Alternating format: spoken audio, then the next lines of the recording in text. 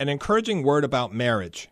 In February, it's common to think about Valentine's Day and your relationship with your spouse. When you think about it, it's pretty amazing that any marriage today can stay intact and vibrant. Why?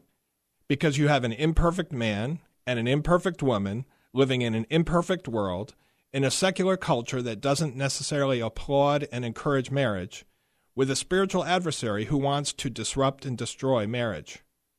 In many ways, in today's world, the deck is stacked against a healthy long-term marriage.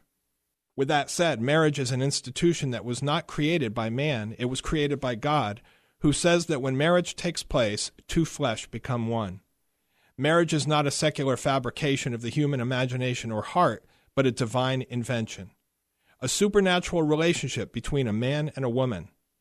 Christian husbands and wives have the indwelling Holy Spirit and the Bible to empower them to not only stay married, but to enjoy the journey in a high degree of oneness and companionship. This year, my wife and I are celebrating our 30th wedding anniversary. When we were married in 1986, both of us were Christians, but the early months of our marriage were very difficult. Thank God we chose from the very beginning to have daily morning devotions together, a discipline that continues today. One morning, as we prayed together, we confessed that we were struggling and asked the Lord for divine help. We went to church the following Sunday, and as we walked in the lobby, we noticed a poster on the Family Life Weekend to Remember. It's a weekend retreat for married couples to learn God's plan for marriage and family life. We looked at each other and immediately signed up. We knew this was the answer to our prayers. So in February of 1987, one Friday afternoon, we drove to Boston to go to our first Weekend to Remember. As we drove to the conference on the Massachusetts Turnpike, we were arguing.